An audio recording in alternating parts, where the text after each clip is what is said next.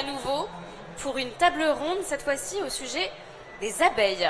Abeilles et agriculture pour en finir avec le conflit. Et j'ai le plaisir d'accueillir Axel de Courty, directeur scientifique et technique à l'ITSAP et responsable de l'unité protection des abeilles dans l'environnement pour l'ACTA, et aussi auteur du livre Les abeilles des ouvrières agricoles à protéger, qui vient de paraître, mais aussi Laurent Bourdil, président de l'ANAMSO, Association nationale des agriculteurs multiplicateurs de semences oléagineuses, et Franck Alétru, président du syndicat national d'apiculture.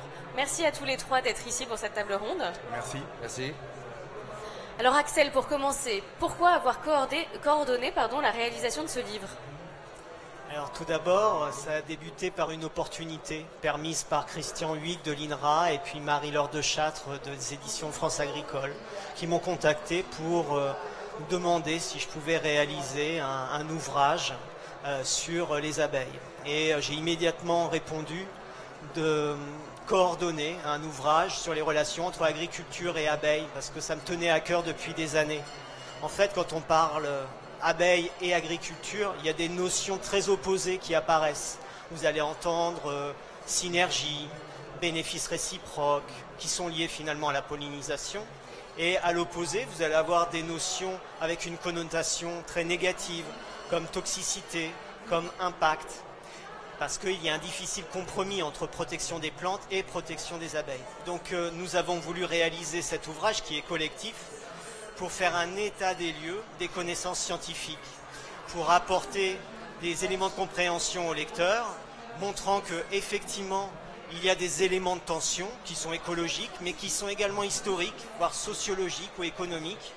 Et puis derrière ces tensions qui alimentent les débats au niveau national, se cachent des actions locales qui sont co-construites entre cultivateurs et protecteurs des abeilles et qui montrent qu'on peut mener ensemble des enjeux communs. Super. Et alors Franck, on évoque très souvent la situation alarmante de l'abeille et de l'apiculture, mais pourriez-vous nous préciser la nature des problèmes rencontrés par les apiculteurs aujourd'hui, s'il vous plaît ? Alors déjà, il faut faire un petit flashback. Il y a seulement 20 ans, la France était le deuxième producteur de miel en Europe. Donc on était dans une situation où il y avait un savoir-faire, des ressources alimentaires, un cheptel apicole capable de produire et des apiculteurs capables de produire. Puis la situation a un peu évolué suite à l'arrivée de nouvelles générations de pesticides. Et ces nouvelles générations de pesticides ont amené des pertes de cheptel et ont affaibli inévitablement les colonies. De ce fait, certains parasites comme le varroa ont trouvé des populations plus faibles et donc ont pu se développer davantage. Et on a aussi eu d'autres problèmes qui sont arrivés par derrière, une réduction des ressources en matière nectarifère et pollinifère au niveau de cultures qui étaient présentes, mais qui, de par leur modification génétique, sécrètent beaucoup moins de nectar. Donc les surfaces sont là, mais il n'y a pas la ressource. Ensuite, on a un nouveau fléau qui est, je dirais, plus mineur, mais qui a un impact, qui est le frelon asiatique. Donc ça, c'est au niveau environnemental et sanitaire. Puis on a aussi, comme toutes les filières, on a un problème économique. C'est-à-dire que bien que nous soyons en faible production de miel, on a des difficultés pour vendre notre miel sur le marché parce qu'on est attaqué par les pays tiers et hors Europe et Europe qui sont à des coûts de production beaucoup plus bas.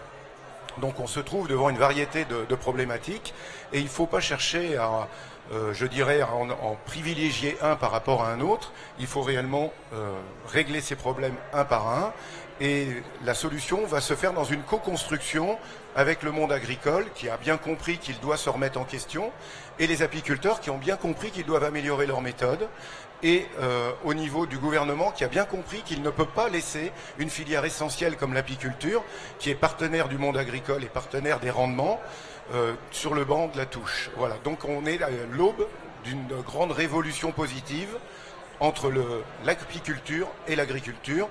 Et cette agriculture veut répondre aux attentes des consommateurs qui ne veulent plus de ce modèle-là.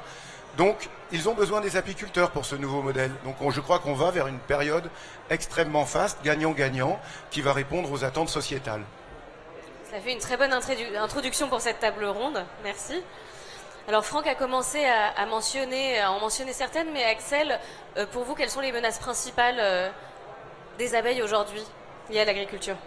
Oui, on nous demande souvent de hiérarchiser les causes de ce déclin, affaiblissement des colonies. Ce qu'on peut dire, c'est qu'une abeille qui naît aujourd'hui sur notre territoire va rencontrer au minimum 3 menaces au cours de sa vie. Varroa, qui est un acarien qui est arrivé dans les milieux des années 80 en Europe et qui diminue drastiquement la force des colonies et entraîne leur mortalité. La disette alimentaire, Franck en a parlé, qui peut toucher une colonie en juin et avoir des répercussions des mois après, donc, comme des effets en cascade, et puis également des cocktails de résidus de pesticides qu'on va retrouver dans l'alimentation, dans la cire des colonies d'abeilles, comme le montre notre observatoire des résidus de pesticides. Et des facteurs vont aggraver ces menaces. Alors tout d'abord, les menaces peuvent toucher une colonie, soit de façon concomitante, soit les unes après les autres au cours de la saison. Et puis on peut avoir une génétique aussi qui est moins adaptée à lutter contre ces menaces.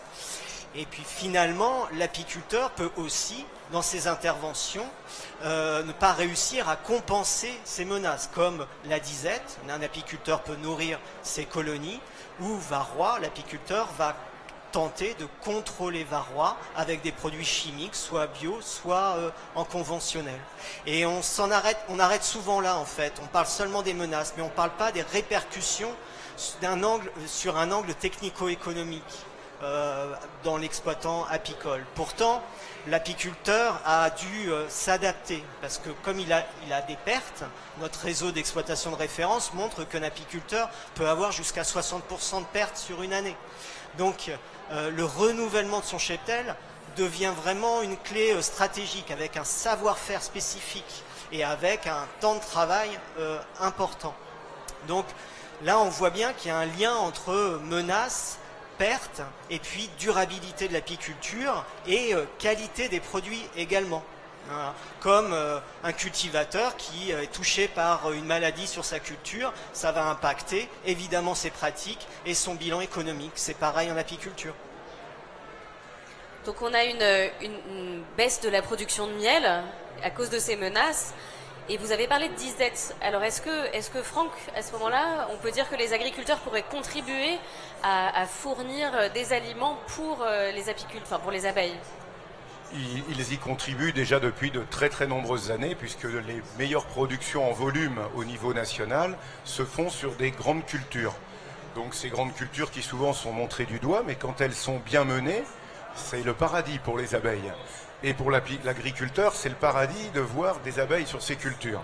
Donc aujourd'hui, il faut retrouver ce point d'équilibre, c'est-à-dire des variétés de tournesol ou de colza ou de luzerne qui soient très nectarifères et pollinifères, donc qui attirent bien tous les insectes parce qu'ils y trouvent une ressource, et en même temps qu'il y ait, grâce à cette présence abondante d'insectes, un meilleur rendement, puisqu'il y aura une meilleure pollinisation pour l'agriculteur. Donc c'est la formule gagnant-gagnant dont je vous parlais tout à l'heure. Mais il n'y a pas que la notion de ressources en tant que telle. Il faut des fleurs, mais des fleurs saines. Alors qu'est-ce que ça veut dire des fleurs saines pour les abeilles? C'est des fleurs sur lesquelles leur alimentation n'est pas contaminée. Mais bien sûr, il faut protéger les cultures. L'agriculteur doit protéger sa culture. Donc on doit, aujourd'hui, quand on élabore des méthodes et des produits qui protègent les cultures, on doit penser à 3 choses.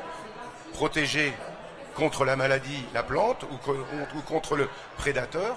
Deuxièmement, ne pas tuer en même temps l'insecte dont on a besoin. Et troisièmement, que quand le produit est dans l'assiette, qu'il soit tout à fait conforme aux attentes des consommateurs. Donc c'est un véritable défi moderne, et où au lieu d'être sur des positions de tranchées, on doit être sur une position, comme je disais tout à l'heure, de co-construction et de partenariat, car on a tous à gagner. Depuis la petite abeille, la grosse moissonneuse-batteuse et la fourchette du consommateur. Et alors par rapport à cette relation gagnant-gagnant, Laurent, je pense que les productions de semences de colza ou de tournesol, sont-ils des exemples parfaits justement de cultures qui produisent du nectar comme ça et du pollen? Pardon. excusez-moi, que notre alimentation dépend de la pollinisation par les insectes. Oui, Voilà. ce sont des postes d'exemple de ça. Effectivement, nous, dans la relation qu'on a, nous, les agriculteurs multiplicateurs de semences, entre pollen et nectar, il y a deux nuances. Le nectar, ce qui est recherché par les apiculteurs pour le miel. C'est-à-dire que nous, dans la démarche qu'on a, c'est un service de pollinisation. Donc c'est un partenaire, puisque nous, on multiplie des hybrides oléagineux, colza et tournesol. Donc on a des mâles et des femelles. Donc on a obligatoirement besoin des abeilles. C'est pour ça que depuis des années, on a de très bonnes relations et qu'on ne peut pas travailler l'un sans l'autre. Et on s'entend, ça nous a permis de rédiger justement pour les bonnes pratiques et respecter le travail de nos partenaires apiculteurs, une charte de bonne conduite et de bonnes pratiques sur les matières actives qui nous permettent de protéger nos cultures. Parce que si on veut avoir une plante qui soit saine et en bonne santé avec de belles fleurs, il faut que nous, on l'a dès le semis jusqu'à la fin floraison et jusqu'à la récolte, pour récolter nos graines, on a besoin de protéger, comme n'importe qui dans la société a besoin de se prémunir de toutes les maladies ou insectes qui peuvent nous attaquer. Donc tout ça, on l'a fait en commun, et cette charte, donc, on l'avait rédigée avec les partenaires apicoles, avec les partis semenciers, nous les agriculteurs, et on avait fait valider et signer d'ailleurs la charte apicole par le ministre Stéphane Le Foll il y a 3 ans en arrière. Voilà. Donc c'est pour ça que nous, c'est vraiment un partenaire idéal, parce que ça nous permet d'avoir des graines saines, de bonnes graines produites avec des qualités de germination qui sont meilleures et des puretés spécifiques, puisque nos graines ne prennent que le pollen de la parcelle. Donc il y a tout un travail de préparation, d'organisation. Donc c'est vraiment un partenariat et qu'on est toujours avec Franck ou d'autres personnes de la filière apicole à travailler en commun pour avancer et toujours avoir ce dialogue et cette confiance. C'est ce qui est primordial, c'est que agriculteurs, apiculteurs et agriculteurs multiplicateurs doivent travailler en commun, gagnant-gagnant. Voilà. Et comment un agriculteur qui a besoin de ruches pour polliniser ses cultures procède-t-il, par exemple? Alors nous, pour les agriculteurs qui ont besoin de ruches, nous avons mis en place au sein du CNIS, du Groupement National de Semences, c'est l'interprofession, et donc au sein de l'interprofession, on a mis en place un service de réservation qui s'appelle BWAPI, et cette centrale met en relation agriculteurs-apiculteurs. Les deux parties s'enregistrent dessus, on met en face les besoins, sachant qu'on a globalement 30 à 35 000 hectares d'oléagineux à multiplier en France. Cela représente à 2 ruches, 2 colonies, parce qu'on parle bien de colonies. Donc ça fait 70 000 ruches. Dans ce service, il y a une rémunération qui est faite donc, pour la préparation et le travail pour amener cette pollinisation, qui est faite via l'apiculteur. Donc c'est par ce central BWAPI que cela est fait. Quoi. Voilà. Et Franck, hormis BWAPI, à quelles occasions les apiculteurs peuvent-ils rencontrer et échanger avec des agriculteurs alors? Eh bien, on pratique notre activité professionnelle dans le monde rural, donc déjà ce sont nos voisins, ce sont nos amis aussi au quotidien, et sont des partenaires, donc on se rencontre sur site, c'est-à-dire au bout des champs, donc ça c'est le premier maillon, le premier endroit, et c'est un lieu d'échange et réunion bout de champ, comme on appelle ça, au bout du rucher, où on se croise et on dit bah, est-ce que ça va bien, est-ce que ça va pas, qu'est-ce qui se passe, donc ces relations, c'était un petit peu, je dirais, perdu, et depuis, on va dire, 7-8 ans, ça revient, il y a beaucoup plus d'échanges. Ça, c'est le premier lieu, on va dire, au niveau local. Ensuite, au niveau de son département, il y a les chambres d'agriculture, où de plus en plus souvent, il y a des réunions où on est amené à devoir partager sur des décisions et des orientations. Tout particulièrement sur ce qui a été d'actualité, les fameuses jachères pollinifères et nectarifères. Les agriculteurs disons qu'est-ce qui serait bien, qu'est-ce qui serait meilleur pour vos abeilles.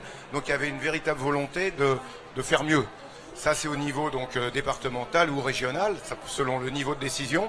Et puis au niveau national, on se retrouve bien évidemment dans différents comités très importants où on va mettre en évidence la nécessité de réviser une certaine loi, par exemple la mention abeille, où là on va demander que si les agriculteurs traitent plutôt en fin de journée, quand les pollinisateurs ont déserté les cultures. C'est pas possible sur toutes les cultures, il y a des petites exceptions comme la févrole par exemple, mais c'est acceptable pour l'apiculture car le produit utilisé n'altère pas les abeilles. Donc il y a des situations qui peuvent faire qu'il y a un aménagement où tout le monde s'y retrouve. il ne faut pas faire des lois à l'emporte-pièce, les lois doivent être faites intelligemment. Donc voilà les différents lieux où on peut se rencontrer. Et puis bien évidemment, il y a les salons professionnels comme aujourd'hui. Donc c'est plutôt encourageant de voir qu'il y a eu de constater qu'il y a eu une évolution quand même dans ces relations, d'après ce que vous dites, s'il y a vraiment eu un Oui, parce que je pense que de rester sur des postures, ça ne permet pas d'évoluer dans les débats. Mais au bout d'un moment, quand les deux parties ont compris qu'il fallait qu'ils travaillent main dans la main, il y a un deuxième niveau. Et le niveau, là, il est politique. C'est-à-dire qu'au bout d'un moment, si on n'est pas soutenu par des volontés politiques qui émanent soit du ministère de l'Agriculture, soit du ministère de la Transition écologique, soit du ministère des Finances, car on a fait une demande qui peut paraître étonnante, on a demandé que la filière apicole soit une activité franche. C'est-à-dire qu'elle est tellement en difficulté qu'elle soit exonérée de toute charge, dans la mesure où on est tombé à 10 à 15 000 tonnes de production, alors qu'on en consomme 40 000. On les fait venir de l'étranger, elles traversent la moitié de la planète, et on pourrait les produire chez nous. Il y a les fleurs pour les produire, il y a les surfaces, on le faisait avant. Il faut juste rendre les deux univers acceptables. Donc là, il y a des volontés politiques qui, au bout d'un moment, doivent aider le monde agricole à aller vers une transition, non pas écologique, mais une transition technique, qu'ils puissent protéger leur culture, gagner leur vie et protéger l'environnement et faire en sorte qu'on retrouve un équilibre qui existait il y a seulement 25 ans. C'est pas loin. Et dans le cadre justement de ces partenariats entre cultivateurs et apiculteurs, j'imagine que les apiculteurs sont vigilants sur les pesticides utilisés. Vous avez tous les deux commencé à en parler, mais j'imagine que c'est un point de vigilance. Oui, c'est un point extrêmement important. Les apiculteurs ont dû devenir un petit peu agriculteurs pour comprendre les besoins de l'agriculteur. Et l'agriculteur a dû comprendre ce que c'était qu'une ruche, comment ça fonctionnait. Et c'est vrai que nous, nos mortalités, elles ne sont pas spectaculaires. C'est-à-dire que si dans un pré, vous avez 50% des vaches qui sont mortes avec les fers en l'air, ça vous choque. 50% des abeilles disparues, vous voyez rien. L'apiculteur le voit. Donc l'agriculteur ne le voit pas. Là, il y a de la pédagogie, il y a beaucoup d'échanges qui ont dû être faits et pour que l'agriculteur mesure réellement l'impact de certains problèmes. Mais l'agriculteur n'est pas le responsable en tant que tel. L'agriculteur, il applique ce que l'on lui autorise à appliquer. Le problème est bien en amont, c'est au moment de l'évaluation des produits phytosanitaires. Quand on met des passoires avec des mailles grosses comme la table, tous les produits passent. Si on met des tests d'évaluation, des tests de contrôle qui ont été pensés au niveau d'un animal d'1/10 de gramme, extrêmement sensible, où des doses de l'ordre du milliardième de gramme peuvent la faire mourir, il faut réellement avoir des tests adaptés. Et c'est sur ce point-là où on peut se retrouver et où on retrouve d'autres structures. On retrouve des structures comme l'ITSAP, avec Axel, ou l'INRA, ou le CNRS, et aussi l'ACTA. Donc on se retrouve à nouveau agriculteurs, chercheurs, scientifiques, représentants des firmes, car on ne peut pas les laisser de côté non plus, et apiculteurs. Donc on voit bien que c'est par un tour de table, mais là-dedans, il y a un juge. Et le juge, c'est le politique. Et aujourd'hui, le politique, il fait des annonces. On en a beaucoup parlé sur les médias, à tous les niveaux, des annonces, et à notre niveau aussi. Et maintenant, il faut qu'il passe aux actes. C'est ce qu'attend toute la société, qu'elle soit économique ou du côté des consommateurs. Et Laurent, est-ce que les multiplicateurs de semences, toujours sur cette question des pesticides, utilisent des alternatives à l'usage de ces pesticides pour protéger les pollinisateurs aujourd'hui? Aujourd'hui, bon, comme Franck vient de le dire, nous, agriculteurs, qu'on soit multiplicateurs de semences ou agriculteurs de grandes cultures, dans tous les cas, on est sensible à l'utilisation des pesticides. Déjà, on ne les met pas avec plaisir, on les met que quand il y a besoin.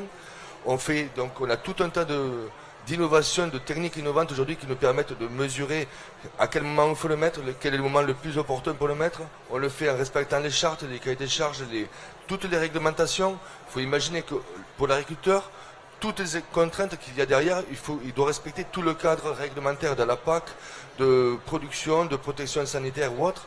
Donc il faut tout intégrer, et donc l'agriculteur est totalement conscient et responsable et responsabilisé sur l'application de ces matières actives. Donc bien entendu que dès qu'on peut l'éviter, on évite un traitement.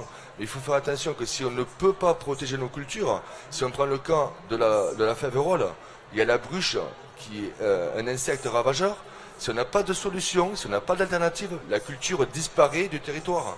Si demain on ne peut pas protéger nos cultures, c'est la biodiversité totale qui va disparaître, et on aura des champs de jachères et avec de l'herbe, on n'aura pas des fleurs.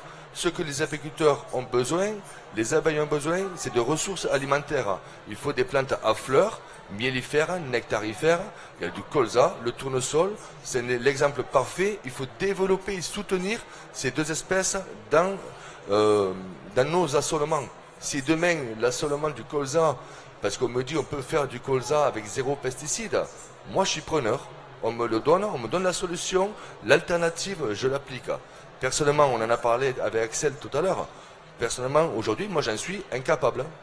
Sur mon exploitation, je ne sais pas faire du colza sans avoir des protections contre l'altise, la méligette, etc. On avait des protections qui étaient dangereuses, on ne les a plus.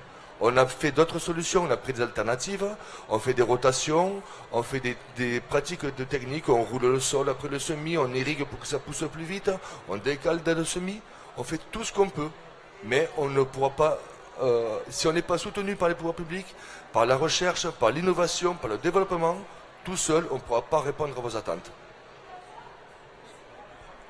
Axel, quels exemples cités dans votre livre montrent que l'on peut mener de front ces deux objectifs, à la fois de maintenir une agriculture performante et de développer l'apiculture et préserver les abeilles? Alors on en a déjà beaucoup parlé, c'est la ressource déjà est un socle absolument essentiel, à la fois pour produire du miel, parce que les plus gros tonnages de miel français fait sur du colza et du tournesol, donc ces oléagineux, donc l'apiculture a besoin de ces cultures-là, mais en zone de grande culture, à part le colza et le tournesol, l'abeille va avoir peu de ressources, donc vivre des disettes alimentaires. Donc le premier levier, c'est diversifier la flore, débanaliser la flore, grâce à des surfaces qui sont en dehors des parcelles, en production, comme les jachères, les bandes enherbées, les haies, toute cette flore spontanée dont l'abeille domestique a besoin, mais également, surtout, les abeilles sauvages, dont on n'a pas encore parlé, mais qui sont des éléments pollinisateurs absolument essentiels. Et cette ressource, là Franck l'a dit également, elle doit être de qualité. Donc il faut raisonner ressources florales en même temps que les pesticides. Et là aussi, Laurent a souligné qu'on avait besoin d'expérimenter de nouvelles façons de protéger les cultures. Et il y a un réseau défi, par exemple, qui montre que, eh bien, on peut maintenir une productivité agricole en réduisant l'usage des pesticides jusqu'à 40%. Donc voilà des nouvelles formes. Nous, on a un réseau défi avec des agriculteurs qui s'engagent en zone atelier Plaine et Val de Sèvres à réduire leur usage de pesticides et de fertilisants pour favoriser la flore tout en arrêtant aussi l'usage de produits insecticides toxiques. Et ça, c'est grâce à un partenariat puissant des instituts techniques agricoles comme Terre Innovia, des associations de développement apicole qui sont en région, et puis bien sûr l'INRA. Voilà. Donc on voit bien que la flore peut être un levier pour l'agroécologie, et pas uniquement pour l'abeille. Voilà, les agriculteurs ne s'engagent pas forcément dans ces actions pour l'abeille, comme finalité l'abeille, mais parce que la pollinisation, c'est une courroie de distribution vers l'agroécologie. Et donc on ne pourra pas faire face au défi de l'agroécologie sans la flore et sans les pollinisateurs. Une petite question provocatrice pour rebondir là-dessus pour Laurent. Est-ce qu'on peut vraiment envisager à l'avenir que vous puissiez vous passer complètement des apiculteurs pour polliniser vos cultures, par exemple par l'utilisation de drones ou juste grâce aux abeilles sauvages? C'est effectivement, c'est une bonne question. C'est quand, bon, à la limite, on peut la prendre s'interpeller pourquoi cette question elle est là, mais non, effectivement, non, faut pas. La nature, c'est pas nous qu'on l'a inventée, on va pas la réinventer. Et la nature a mis au monde des agriculteurs, des terres, des plantes et des abeilles. Et donc les abeilles, elles existeront toujours. La personne qui peut imaginer qu'on va avoir des petits robots drones abeilles qui iront chercher dans le fleuron du tournesol, du colza, ça me laisse bien rêveur. Mais fait, si on en arrive là, ça sera bien triste pour nous, la société, quand même, je pense. Donc je pense qu'on a surtout intérêt à préserver nos métiers, nos valeurs, parce qu'on est tous des passionnés de la terre, de nos plantes, et vous des abeilles.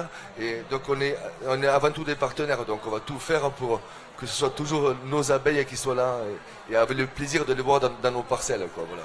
Et c'est vrai qu'il faut, par rapport aux abeilles sauvages, par rapport aux abeilles domestiques, il faut vraiment que les pouvoirs publics nous aident à faire cette transition écologique. Nous, les agriculteurs, on n'est pas responsables de ce qui se passe aujourd'hui. On nous a mis dans le système. Maintenant, il faut changer de système. Mais nous, tout seuls, on ne peut pas prendre le virage. Il faut qu'on nous accompagne. S'il faut remettre des haies, il y a des bandes enherbées, il y a des jachères fleuries. Sauf que nous, moi, quand je fais une parcelle de colza, ma parcelle ne s'appelle pas la parcelle du puits ou du grand chêne, comme mon grand-père les appelait. C'est le numéro 14 de la PAC. C'est le numéro 15. On est des numéros. Et on doit respecter que le numéro fait 1 hectare. Si c'est 1 hectare de tournesol, c'est 1 hectare de tournesol. C'est une bande d'herbe fleurie. Elle est classée bande fleurie. Après, il y a des coefficients, etc. En fait, c'est un autre système. Mais tout ça, il faut qu'on soit accompagné pour pouvoir nous mettre en place tous ces éléments. Parce que nous, on est prêts à le faire. Mais il faut nous accompagner. De beaux partenariats à venir donc entre agriculteurs, apiculteurs et accompagnateurs. Merci à vous trois. Merci beaucoup.